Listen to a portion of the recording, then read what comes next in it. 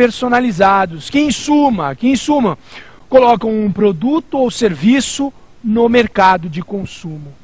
Ok? Maravilha? Então, todos aqueles que colocam um produto ou serviço no mercado de consumo com a habitualidade, isso é importante, tem que ter habitualidade, ou seja, se eu, Fabrício Bolzan, resolvo vender o meu computador, eu não desempenho a atividade habitual de vender computadores. Eu não posso me enquadrar como fornecedor do Código de Defesa do Consumidor, porque eu não exerço essa atividade com habitualidade. Tudo bem? Então, percebam essa importância, a importância da habitualidade na prestação de um determinado serviço ou na colocação de um determinado produto no mercado de consumo. Então, fornecedor tem esse conceito amplo do artigo 3º do CDC. Alguma pergunta? Podemos avançar? Ótimo, ótimo. Falamos dos elementos subjetivos. Vamos entrar nos elementos objetivos. Ou seja, relação jurídica de consumo, aquela travada entre fornecedor e consumidor. Eu já sei quem é consumidor, eu já sei quem é fornecedor. Vamos trabalhar agora com os elementos objetivos. Primeiro elemento objetivo, produto. Produto. O que é produto para fins de CDC? Definição de produto está lá no artigo 3º, parágrafo 1º do CDC. Produto todo bem móvel ou imóvel, material ou imaterial, colocado no mercado de consumo. Todo bem móvel ou imóvel, material ou imaterial, colocado no mercado de consumo. A doutrina vai além. Todo bem móvel ou imóvel, material ou imaterial, novo ou usado, produto usado também é objeto dessa relação jurídica de consumo. E mais, fungível ou infungível. Novo ou usado, fungível ou infungível. Esse é um bom conceito, unindo o conceito da lei e da doutrina. Produto na relação jurídica de consumo, todo bem móvel ou imóvel, material ou imaterial, novo ou usado, fungível ou infungível. Aí a pergunta que eu levanto para os colegas em casa e para os colegas aqui em nosso estúdio.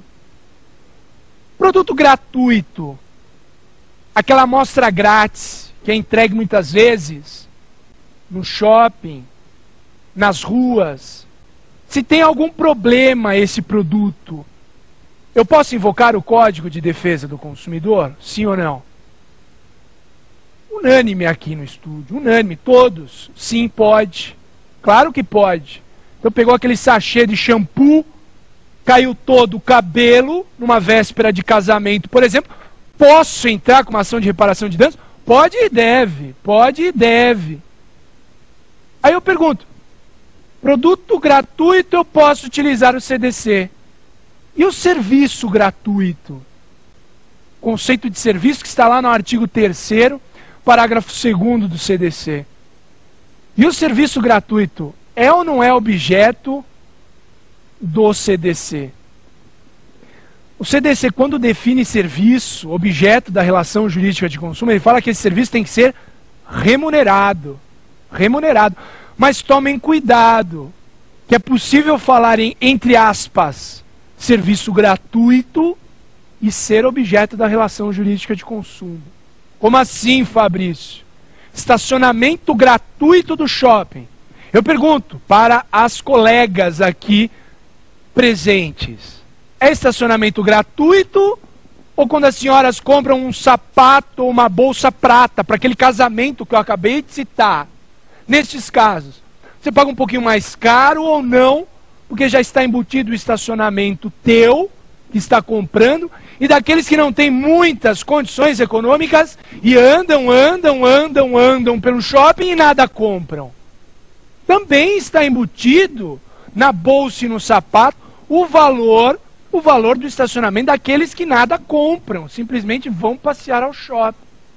Aí eu pergunto, isso é um serviço gratuito?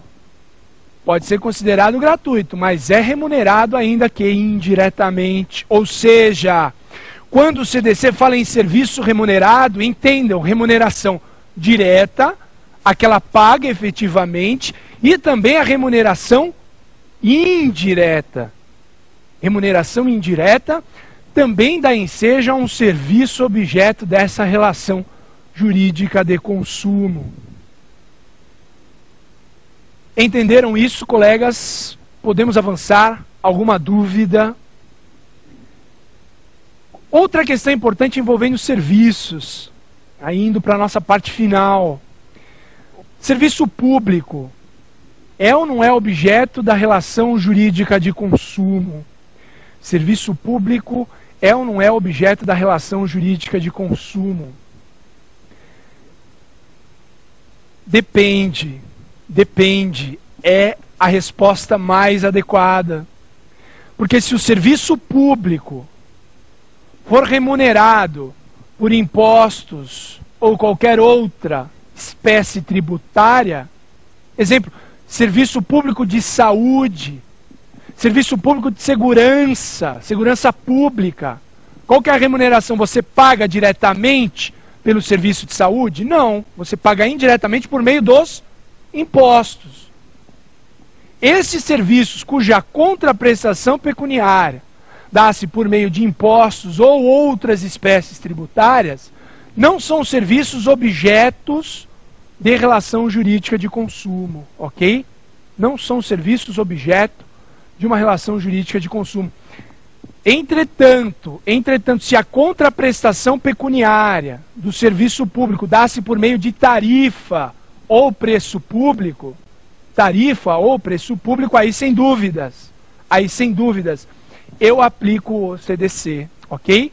Tarifa ou preço público, sem dúvidas. Exemplo, transporte coletivo de ônibus, transporte municipal. Você paga uma tarifa quando você contrata esse serviço. Serviço de energia elétrica. Você paga uma tarifa quando contrata esse serviço.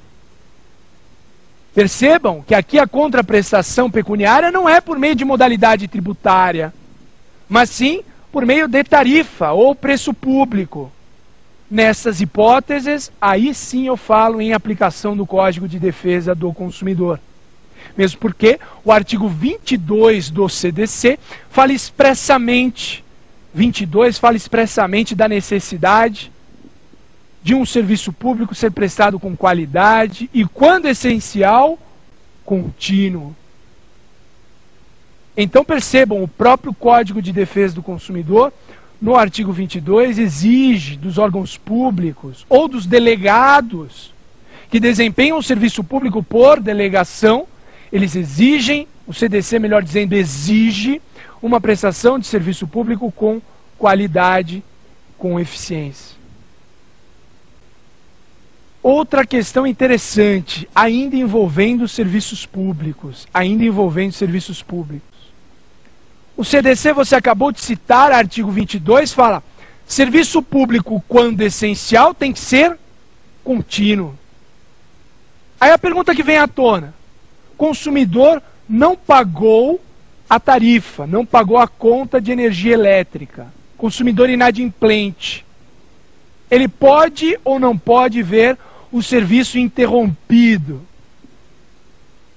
Porque eu acabei de falar, CDC, artigo 22, fala: serviço público essencial tem que ser o quê? Contínuo. Se o serviço público essencial tem que ser contínuo, eu pergunto: consumidor inadimplente, não pagou a conta, a tarifa de energia elétrica, ele pode ver interrompido esse serviço de energia elétrica? Sim ou não? Corrente minoritária, da qual não tenho vergonha alguma de falar que me filio, corrente minoritária entende que não. Primeiro, viola o princípio da continuidade, artigo 22, acabamos de citar. Segundo, viola o artigo 42 do CDC. Por quê? Porque extrapola os limites legais de cobrança. O 42 fala: consumidor não pode ser exposto a ridículo, não pode ser constrangido no momento da cobrança de uma dívida de consumo. E aí o que acontece? Vem a concessionária do serviço de energia e interrompe como forma de constranger o consumidor ao pagamento. viola, portanto, o artigo 40